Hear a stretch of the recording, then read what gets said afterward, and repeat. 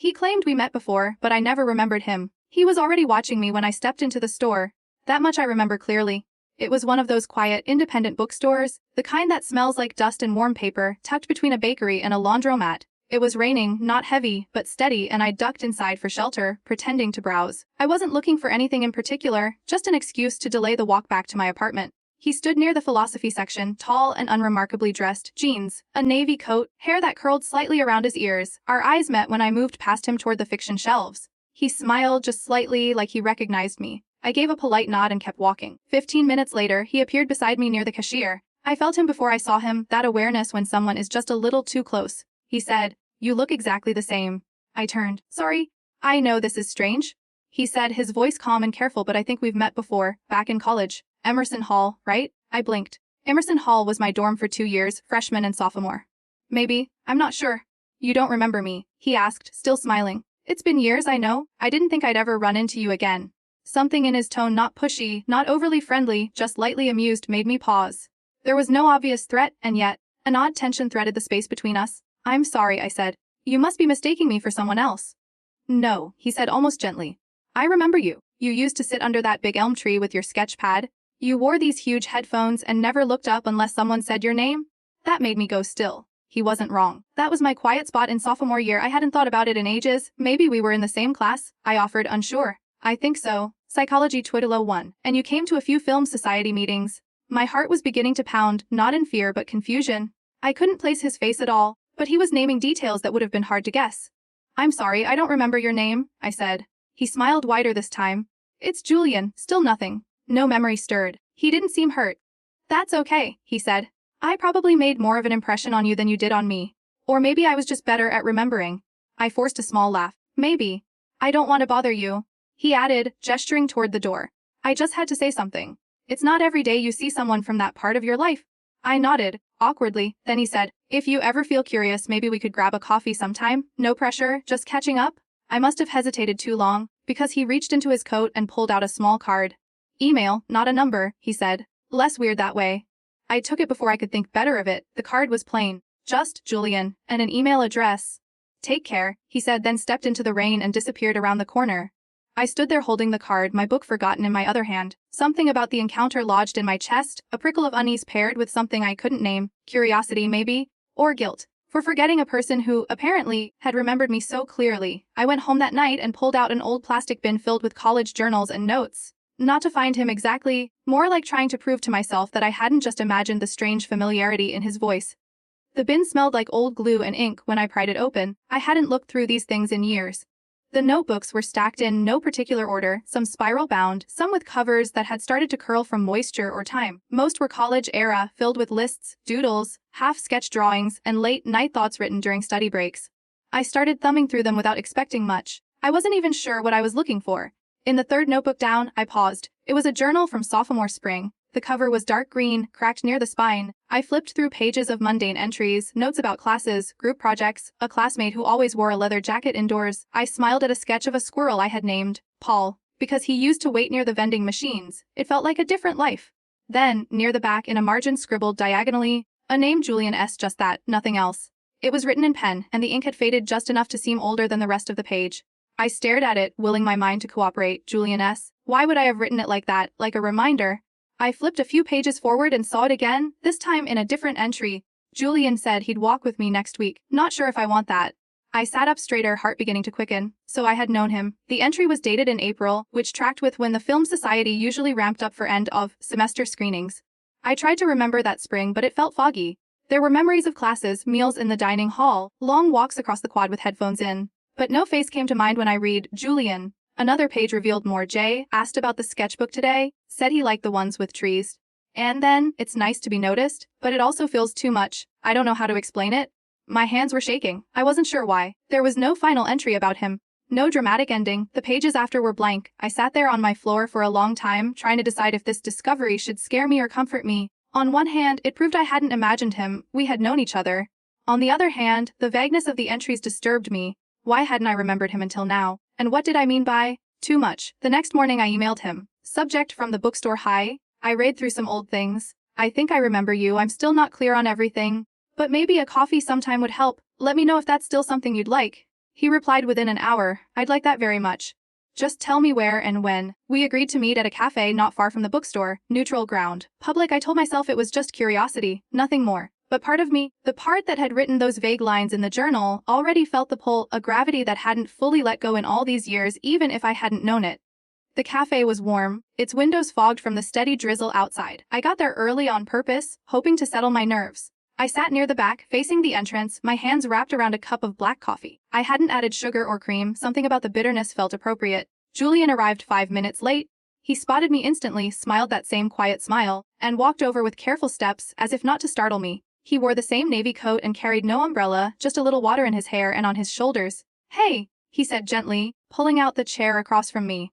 Hi, I said, suddenly aware of the way my voice sounded, a little too formal, too guarded. We sat in silence for a few seconds. Then he said, thanks for reaching out. I went through some old notebooks, I said.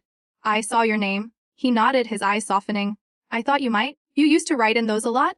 The waitress came over, and he ordered chamomile tea. I noticed his hands were clasped tightly in his lap, like he was forcing himself to stay calm. I don't remember much, I admitted once she left. Just little things, sketching outside, maybe a conversation or two. You always sat near that elm tree, he said, eyes unfocused, like he was speaking to a ghost. I used to walk past it every day. I think I started leaving the library just to see if you were there. I didn't know what to say to that. We weren't close, he added quickly. Not really, but I remember trying to be. Did we go out? He smiled sadly. No, I asked. You said you didn't date people in your dorm. Said it got messy? That sounded vaguely familiar, a line I might have used. A self-protection thing. But we hung out a little, he continued. A few walks. You gave me one of your sketches once, a drawing of a fox near the woods by campus. I kept it. My breath caught. That sketchbook. I'd torn pages out sometimes, given them to classmates or friends. But I hadn't remembered giving him anything. Why didn't we stay in touch? I asked. He hesitated. You stopped talking to me. Around finals week. Just disappeared? Didn't respond to messages. I figured you moved on. I leaned back in my chair, trying to process the mix of guilt and discomfort that rose inside me. I'm sorry, I said, though I wasn't sure why. Julian shook his head. No, don't be. It wasn't dramatic or anything, just one of those things. You changed dorms the next year, and I never really saw you again. Something about his tone made my skin prick. Like he was telling the truth, but not all of it. He took a sip of his tea, then said, I looked you up a few times. Just online stuff? Social media, you didn't post much? I'm not very online, I said carefully. That's okay. It made seeing you in the bookstore feel important. Like a second chance. I swallowed hard. Second chance at what? He looked at me for a long time, then said, at remembering each other. His words sat between us, heavy and strange. I couldn't tell if it was sweet or eerie, maybe both. After we finished our drinks, he asked if I wanted to see the sketch again sometime. I still have it, he said. Tucked in a folder with some of your poems? My poems? I asked, confused. You wrote a few, he said. Shared them at a club meeting, you probably forgot. I must have. The person he was describing sounded like a version of me I no longer had access to. A version who had crossed paths with him and left without remembering the cost. I left the cafe with his email still saved in my phone and 100 questions bouncing around in my skull. Part of me felt foolish, like I was feeding an old illusion. But another part, the one that ached quietly at night for reasons it couldn't name, felt something else entirely. Like maybe I had lost something once and now I had the chance to understand what it had been. It was only after that coffee that I began to dream about him. Not in vivid detail, but in fragments. A hallway that looked like the one outside my sophomore dorm. A hand reaching for mine in the dark. A sketchbook lying open on the grass, fluttering in the wind. I'd wake up with my heart pounding, trying to grasp at the fading images before they vanished. I started revisiting my old college journals more thoroughly, not just flipping through them but reading entries aloud, trying to trigger something deeper. Most of it was mundane homework stress, friendship drama, sleep deprivation. But when I reached April and May of sophomore year, the entries thinned. Some pages were blank, some were smudged like water had spilled and the ink blotted. Others confusing notes, can't focus. Jay says it's okay but it's not. Too many voices, need quiet, need space. I thought the letters would help, but I never sent them. Letters. That word struck something in me. I didn't remember writing any. But the next day, I pulled a shoebox out from under my bed, one where I kept old stationery, postcards, stickers from my college years. I hadn't opened it in ages. Inside were exactly what I feared and hoped, folded pieces of paper addressed to Julian, 5 of them all unsent. I unfolded the first one. The handwriting was mine, though slightly messier. Julian, I don't know what's happening to me lately. Being around you feels loud. Not in a bad way, but like you fill the room even when you're quiet. I need to breathe, and I don't know how to say that without hurting you. I'm sorry. The second letter? I think something's wrong with my memory. I wake up and I don't know what day it is. Sometimes I look at you and I don't recognize your face right away, even though I know you're someone important. Please don't think I'm doing this on purpose. Each letter grew more fragmented. By the last one, the handwriting trembled. I feel like I'm slipping through cracks in my own mind. You said you'd wait, but I don't know who you're waiting for anymore. I don't think she's coming back. I sat with those letters in my lap, stunned. What had happened to me during that spring? I called my college health center later that week, trying to see if they had any record of me coming in around that time, counseling visits, medical appointments. They said nothing specific showed up, just a few standard check-ins. No reports of trauma, no referrals. It was as if that entire stretch of confusion had gone unrecorded. Julian and I had a second coffee not long after. I brought up the letters, slowly, gauging his reaction. He didn't seem surprised. You gave me the first one, he said. That's how I knew something was really wrong. After that, you kind of vanished. You'd still show up to classes, but you stopped talking, you stopped drawing. Then you moved out early. Someone else said you were sick. Why didn't I remember any of this? I asked. He looked down at his hands. I don't know, maybe it's your brain's way of protecting you. But from what? Julian hesitated, then said, from how much it hurt. The way he said it, not accusing, just tired, sent a chill through me. I tried to write to you, he continued. After you left, emails mostly, I never sent them. I didn't think they'd reach you. I wasn't sure you'd even want them. I didn't ask to see those emails. I wasn't ready, and part of me feared what they might say, whether they would confirm or complicate this story even more. I went home that night feeling unsteady. The version of me from sophomore year was becoming a stranger. And the Julian from that time, the one I hadn't remembered at all, was now sitting across from me in cafes, slowly weaving himself back into my present. And I didn't know yet if that was a gift or a warning. Julian began texting more after our second coffee. Not in a pushy way, never too much, but enough that I started to anticipate the soft vibration of his name lighting up my phone. His messages were always kind, always thoughtful. A photo of a fox-shaped cloud. A link to an old song we might have listened to back then. A screenshot of a poem that felt like something you would have written. I didn't have many friends who messaged like that anymore. Life had gotten noisier, more functional. People texted to make plans or share memes, but rarely to share silence. Julian's messages felt like pauses in my day, like little moments carved out just for reflection. I found myself replying more often, and with longer responses. I started sending voice notes. I don't know why, maybe it felt easier than typing. Maybe it was about hearing myself say things aloud, grounding them in a real, audible world. We didn't dive straight into heavy topics. Instead, we built around the edges. He asked about my job, my art, the city. I asked about his reading habits, his apartment, his favorite place to walk when he needed to clear his head. Bit by bit, we began to fill in the years between us with stories that had nothing to do with the past. And yet, the past was always there, like a wall just behind the curtain. After a few weeks of this, I agreed to meet him at a park one Sunday afternoon. The sky was pale blue, with high clouds moving fast overhead. I brought a thermos of tea, he brought a small packet of shortbread cookies. We sat on a bench, our shoulders angled toward the playground in the distance, like we were two parents watching invisible children. Do you ever think about memory? I asked suddenly. Like what it means when it's gone? He looked at me carefully. All the time? I'm still trying to figure out what I forgot, or maybe what I chose not to remember. Julian nodded. Some things aren't worth holding on to. Then why did you hold on to me? I asked. He didn't answer right away. Then he said, because you were different from everyone else, and I wasn't ready to lose that. We sat in silence after that, but it wasn't uncomfortable. In fact, it was one of the rare moments where I felt oddly settled, like I'd found a part of myself again, not because he gave it back, but because his presence made space for it. In the weeks that followed, we began to see each other more regularly. He'd invite me to small exhibits or author talks. I'd ask him to join me for walks through the neighborhood. It was slow, cautious, like building a friendship with a ghost of myself. Sometimes, he'd reference a specific moment from college, a film we watched, a campus prank, a favorite sandwich from the tiny cafe behind the quad. I'd laugh, nod along, but deep down, I still couldn't recall any of it clearly. Do you think we're just pretending? I asked him once. Like we're trying to reconstruct something that never really existed? No. He said gently. I think you're rebuilding it. On your terms this time? That answer soothed something in me. It wasn't all light though.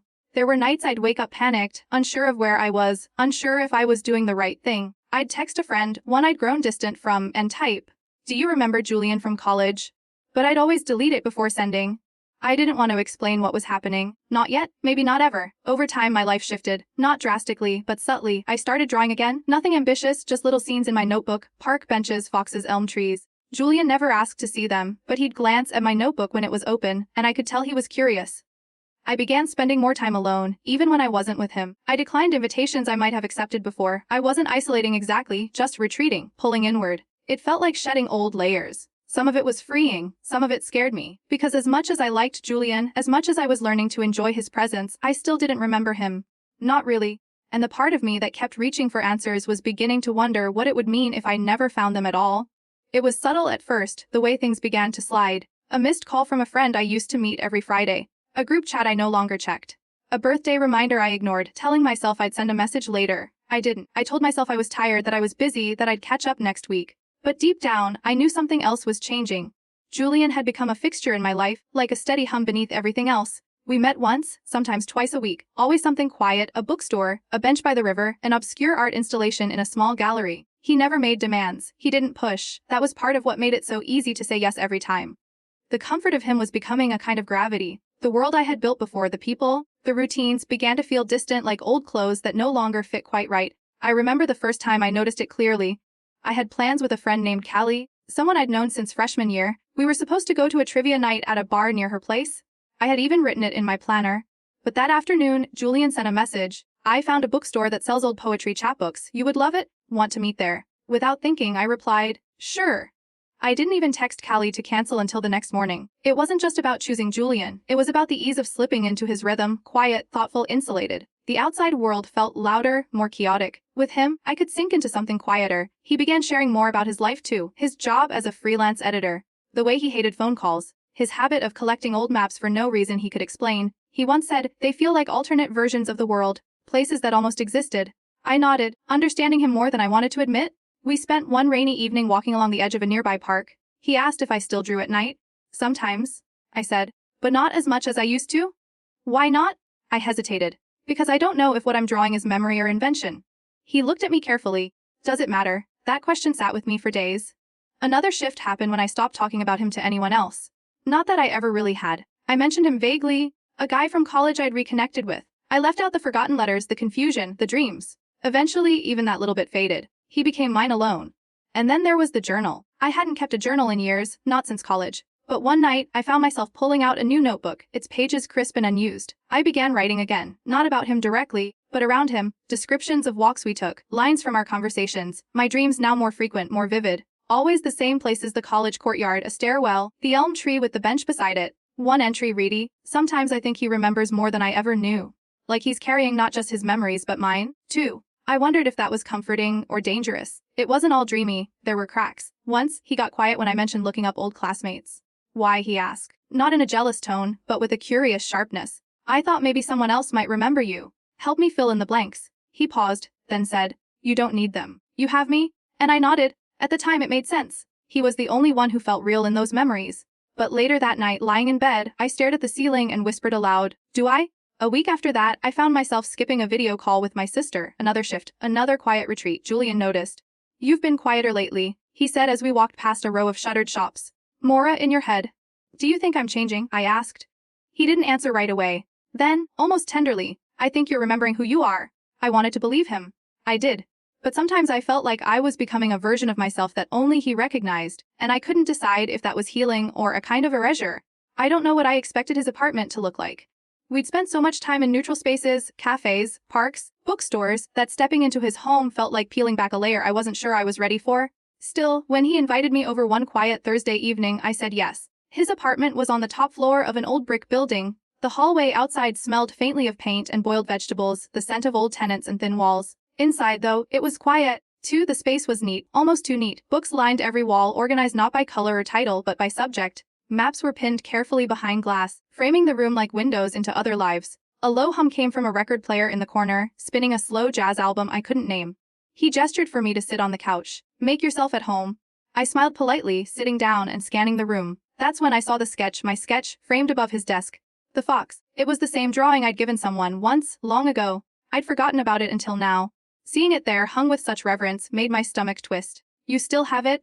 I said softly. He nodded. "Of course." As I looked around more carefully, I noticed other things. A ceramic mug with a chipped rim, identical to one I'd made in a pottery class in sophomore year, a worn paperback with my name on the inside cover. A small photo of me from behind, sitting on the grass, sketchbook in hand. I couldn't remember ever seeing that photo before. "Where did you get that?" I asked, pointing to the image. Julian didn't hesitate. "I took it one day after class. You didn't see me. I didn't want to bother you." It should have unsettled me, but in that moment, it didn't. Instead, I felt a wave of something like déjà vu, as if I had always known these pieces of me were out there, scattered in someone else's world. "You kept all this?" I asked. "I didn't know I was keeping them for you," he said. "At first, it was just memories, little things. Then it became a way to feel close. When you left, it was all I had. I walked slowly to the bookshelf, running my fingers along the spines. Some books had tabs sticking out, notes scribbled in the margins, names circled. Some of them were mine, some were his, others, I couldn't tell. He stood beside me, his voice low. I tried to let go, but you were in everything. It was too much, too intimate. And yet I didn't leave. Instead, I sat back down, staring at the photo again. The way it was framed, so carefully, so deliberately, made me wonder how many moments of my life he'd held onto that I discarded without a second thought. You built a world around me? I whispered. He nodded, his expression unreadable. You were my anchor, even when you didn't remember. I leaned forward, elbows on my knees, trying to catch my breath. Why didn't you tell me all this sooner? Would you have believed me? He asked. Would you have stayed? The honesty in his voice broke something in me. Not in a dramatic way, just a small, splintering crack across the surface of what I thought I knew. I stood up. I need some air. Julian didn't stop me. He just nodded, as if he'd known this would happen, as if he had planned for the moment I'd have to step outside the world he'd built to remember the one I'd left behind. On the walk home, I felt the weight of his apartment pressing against me like a memory I couldn't fully claim. He had created a sanctuary, a museum, almost of a version of me I no longer recognized, and the worst part was a part of me wanted to disappear into it, to be that girl again. The one who sat by the elm tree drawing foxes, oblivious to who might be watching. But another part, the part that had survived years without him, knew that wasn't living. It was remembering too hard. I didn't go back to his apartment again for a while. After that night, I tried to put some distance between us. Nothing abrupt, just excuses, delays. I claimed I had work, that I was visiting family, that I needed time to think. Julian didn't protest. He never demanded anything. But his messages kept coming, and each one felt heavier than the last, like a stone dropped gently in water. And then the dreams started to change. They became clearer, longer. Sometimes I'd wake with the image of a face, not mine, not his, just a blur. Sometimes I'd hear voices, words I couldn't place, fragments of conversations that might have happened or might have been invented. But the worst dream was the one where I was running through the college courtyard in the dark, barefoot, clutching a notebook to my chest. I kept looking behind me. I couldn't see who I was running from, but I knew they were there. When I told Julian about it during a phone call, he was quiet for a long time. Then he said, "You used to wake up like that. Back then. You told me once that you always felt like someone had followed you into your dreams." I froze. "I never told anyone that," I whispered. "You did," he said. "You told me. We were sitting on the library steps." I didn't remember that moment. I didn't remember any of it. But something inside me knew he wasn't lying. Still, the feeling of unease grew. Not just from what he remembered, but from how much he knew that I had never said. Like the way he once commented, "You don't like when people rearrange your books, do you?" It was true. I hated it, but I'd never mentioned that to anyone. Or how he'd casually recall my childhood dog's name, Buttons, even though that detail had never made it into our conversations.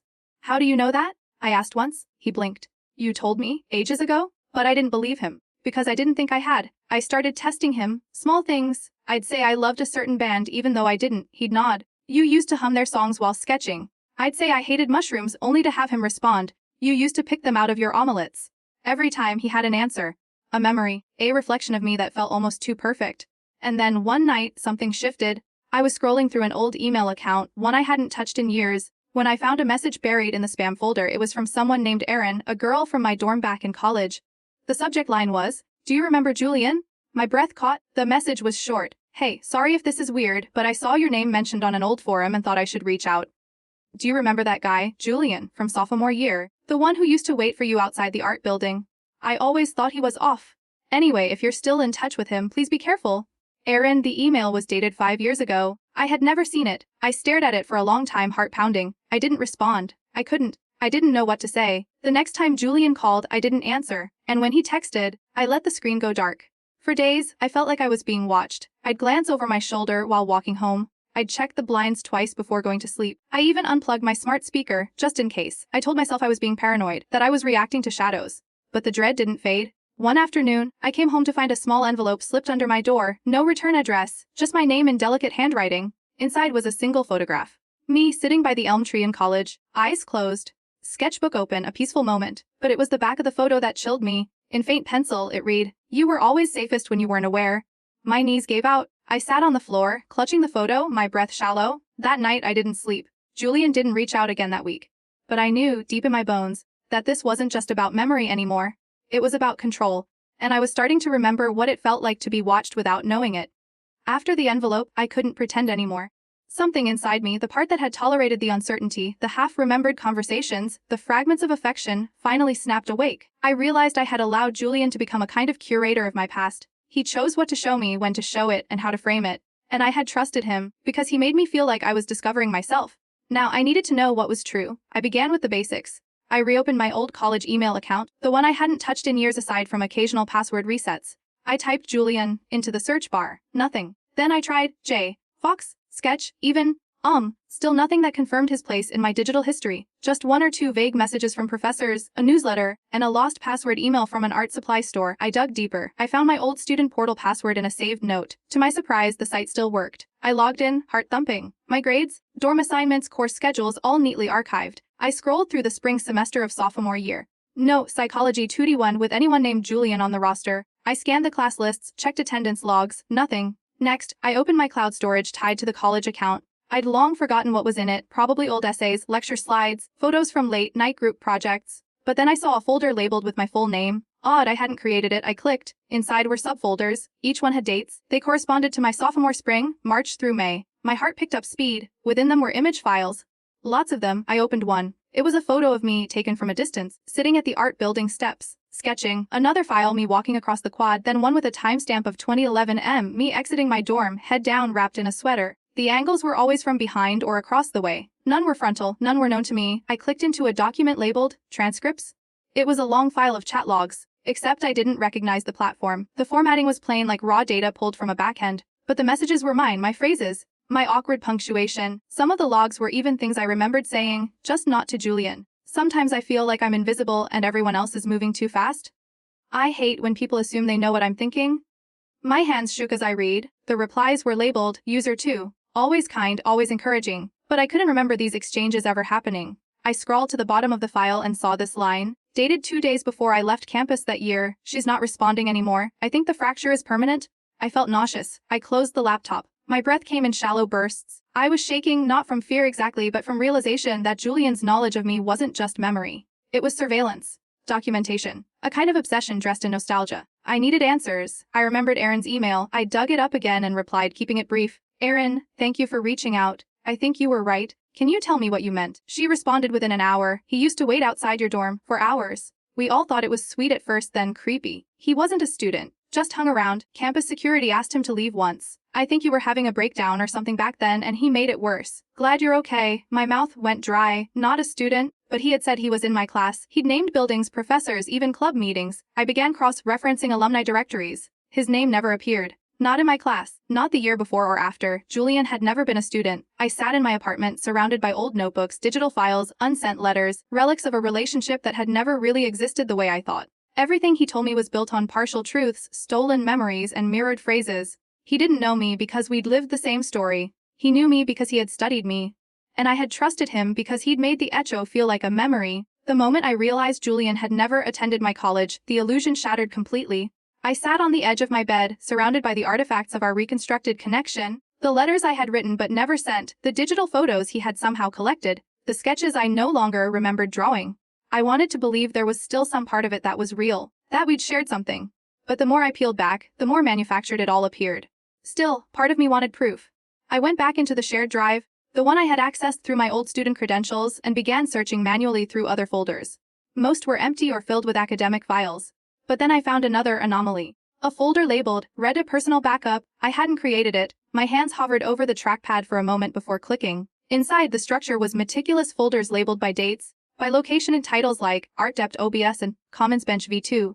Each one was loaded with photos, audio snippets, and notes. Dozens of photos showed me from different angles. Always alone, always unaware. Some were clearly taken with a telephoto lens. Some from behind windows. Others from places I had forgotten ever being. I opened an audio file. It was fuzzy at first. Wind in the background, traffic, and then my voice. I don't think I'm doing well. I keep forgetting things. I'm scared. The voice was mine. Younger. Fragile. Then, another voice. Julian's. You're not alone. I'm here. I remember for you. A chill ran through me. I didn't remember this conversation. Not the location. Not even the tone. But the sound of my own fear, raw and unfiltered, was unmistakable. I scrolled further and found video files. One from outside my sophomore dorm window. I recognized the curtains. Another from the art building, a close-up of a door slightly ajar through which I could be seen working on a canvas. There were transcriptions too, some labeled psychological patterning, others marked with timestamps and my initials. The documents read like case studies. One line stood out, subject responds to repetition. Emotional access is triggered by familiar sensory patterns, visual, auditory, spatial. It wasn't a love story, it wasn't even a friendship. It was an experiment. I slammed the laptop shut and stood up, heart pounding. I grabbed my phone and called the campus security office. I wasn't a student anymore, but I explained what I'd found, the surveillance, the possible impersonation, the emotional manipulation. They told me to file a police report. That evening I called the local precinct and made an appointment. I brought a copy of the folder on a flash drive, printed screenshots, and my college journal entries. The officer I spoke to, a woman named Kendra, was patient and professional, but her expression changed subtly as I laid everything out. "You said he introduced himself recently at a bookstore?" she asked. "Yes. And he was never enrolled at your college?" "No." I confirmed that. She scribbled notes. Technically, depending on how the data was obtained and how it was used, some of this could fall under harassment, possibly stalking, but since much of it was gathered years ago and if he never made threats, it becomes a gray area. A gray area. I repeated, disbelief rising. "I'm not saying it's okay." She added quickly, "Just that it's hard to prosecute something retroactively, especially when the contact was initially consensual. Unless he makes a new move, contacts you after being told not to, it's hard to intervene." I walked home feeling like the law wasn't built for things like this. Obsession, when wrapped in politeness and nostalgia, didn't leave bruises, it left confusion. And confusion didn't carry weight in court.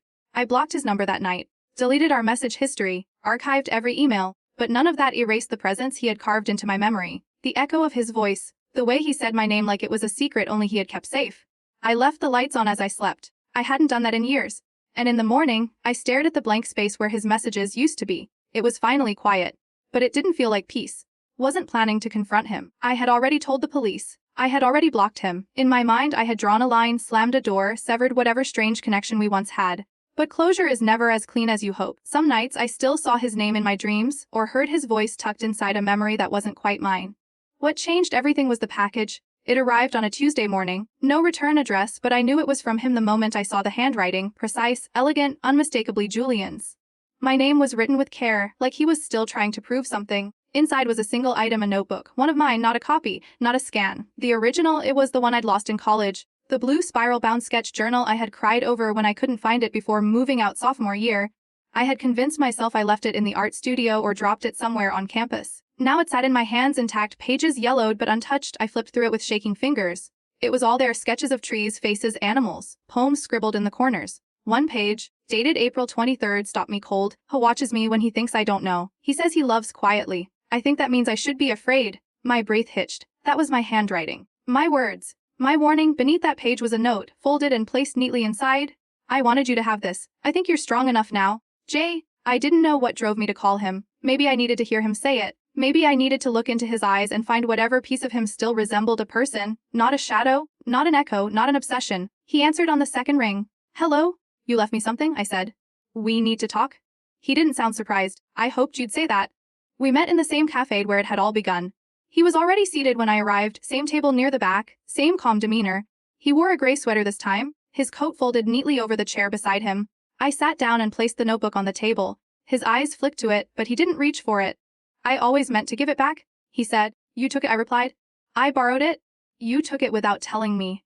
You watched me, you recorded me." He didn't flinch. "I never hurt you?"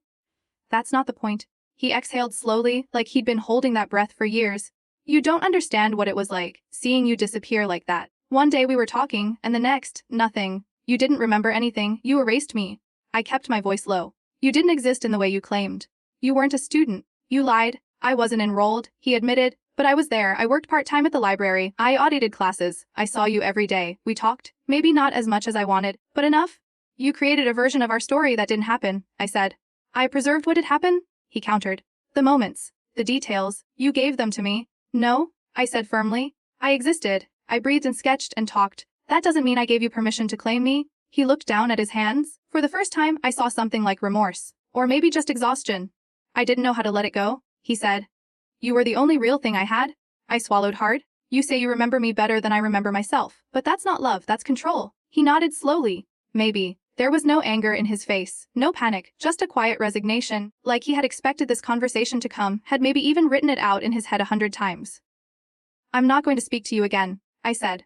"And if you contact me, I'll report you again. Do you understand?" He nodded once. "I won't." I stood up. He didn't follow. As I walked out, I glanced back just once. He was still sitting there, staring at the notebook like it held something sacred. Like if he looked long enough, it might open to a page that would bring me back. But I was already gone. After the cafe, everything went quiet. True to his word, or perhaps worn down by confrontation, Julian never contacted me again. No emails, no packages, no quiet appearances at bookstores or benches where I might have once drawn in peace. But silence, I found, is rarely simple. It doesn't erase what came before. It just makes you more aware of the spaces where sound used to be. I filed a formal report with the police later that week. They accepted the documents I'd gathered, the surveillance folder, the chat transcripts, the return notebook, and the photograph. They asked if I wanted to pursue a restraining order. I said yes. That process was its own kind of nightmare. Paperwork, hearings, explaining over and over that nothing happened in the traditional, physical sense. That the harm was psychological. That the control was invisible, but real. I watched the faces of officials flicker with confusion as I tried to describe the strange landscape of being remembered too thoroughly by someone I'd forgotten completely. You never lived together? No. You never dated? No. Did he threaten you? No. Not with words. They didn't say it, but I knew they were thinking. Then what is this? It didn't fit the mold. But obsession rarely does. The judge granted a protective order. It was limited, a 1-year restraining distance, with specific clauses about digital communication and contact through intermediaries, not permanent, not perfect, but something. Word spread in small, quiet circles. Callie, the friend I had bailed on, called me weeks later. I heard, she said gently. You don't know? I replied truthfully. But I think I'm safer now. We met for lunch a few days after that. It was awkward at first, like learning a language I hadn't spoken in months. But she didn't push. She listened, and when I told her the broad strokes, not the whole thing but enough, she just reached across the table and squeezed my hand. That's a lot, she said. I'm glad you're still here. Still here. Those words echoed in my head that night. I started therapy shortly after. It helped in quiet ways, not in dramatic breakthroughs, but in tiny recalibrations. Understanding how easily someone can slip into your sense of identity when you don't have your own firmly rooted. Naming what had happened, coercive nostalgia, manufactured intimacy, emotional gaslighting. The therapist said something that stuck with me. You weren't crazy. You were vulnerable to someone who studied how to make you feel safe. The media got hold of a sanitized version of the story, not my doing, but through public court records. A few outlets picked it up. Former student victim of campus stalking years later. I refused interviews. The coverage faded fast. There was no scandal, no violent ending, no salacious details. Just a girl, a man, and a very long memory. I changed apartments a month later, moved to a smaller space with more light, fewer dark corners. I deleted old accounts, started new ones with stricter privacy settings. I reconnected with family I had distanced myself from. I told them I had been going through something. They didn't need to know the whole truth. And slowly, the world started to feel real again. My sketchbook came back out. The drawings were different now. Less detailed, more abstract, sometimes just shapes or shadows, but they felt honest. For the first time in a long while, I was drawing for myself, not for a memory, not for a man who thought he knew me better than I knew myself. Some nights, I still felt the echo of him, a line from an old email, a phrase he used, a place we had walked together, or rather, side by side in the illusion of shared history. But the difference now was that I could feel the echo without chasing it. He no longer owned my past. Time passed. At first, the days dragged, heavy and slow, like trudging through fog. Every small task felt weighted. Grocery shopping, answering texts, standing in line at the post office, all of it tinged with a low hum of unease. I'd catch myself glancing over my shoulder in public spaces, listening for footsteps that matched mine, watching doorways in case someone stepped through and said my name with too much familiarity. But Julian never came back. And slowly, the tension began to dissolve. The second winter after our last meeting was when I noticed the change. I was walking through the same park where we used to sit. The bench was still there, but the trees were bare, skeletal against the gray sky. I passed by without stopping. No memories tugged at me. No phantom emotions stirred. I felt free. Healing didn't happen all at once. It came in stages, sometimes in reverse. A sudden wave of guilt. A flash of grief for the girl I used to be. A day when I didn't want to talk to anyone because my skin felt too thin for the world. But each time, I recovered a little faster. Each time, I trusted myself a little more. I started going back to art exhibits, something I had avoided after Julian. At one, I found myself standing before a massive canvas filled with overlapping brushstrokes, chaotic and beautiful. The title was, Rewritten Without Permission. I cried, not loudly, just a tear or two slipping down as I stood in a quiet corner and let myself feel the truth of that phrase. That's what had happened to me. I had been rewritten, slowly, carefully, without permission. By someone who thought he loved me. By someone who convinced himself he knew me better than I did, but I had taken the pen back. I joined a local artist collective the following spring. Nothing major, just weekend meetups, collaborative murals, a few small gallery nights. But being around other creators reminded me of who I was before all this. Or maybe, who I was becoming now. The past didn't disappear, it folded into me. Became part of the texture of my life. Rough in places, smooth in others. Sometimes I'd find myself starting to sketch something familiar, a tree, a fox, a shadowed corner of a college courtyard, and I'd stop. Not out of fear, but choice. I didn't want to recreate what had been taken. I wanted to draw what I still had. Friends came back. Not all, but a few. I told them more over time, not the darkest details, but the outline of the experience. They listened, they believed me, and their belief became another kind of healing. Now, when I walk into a bookstore, I don't expect to be recognized, and if someone does look at me a little too long, I don't freeze. I just walk on. The fear has a shape now, it lives in the past, where it belongs, but I live here, in the present. In the light, these stories show the consequences and limits of trusting strangers. Even the ones who say they've always known you, especially those. Julian was not a monster, that's what made it so difficult. He was quiet, polite, patient, but obsession, when wrapped in kindness, can still suffocate, especially when you're not sure who you were to begin with. If you've ever felt someone knew too much, remembered you too well, ask yourself, whose memory are you living in?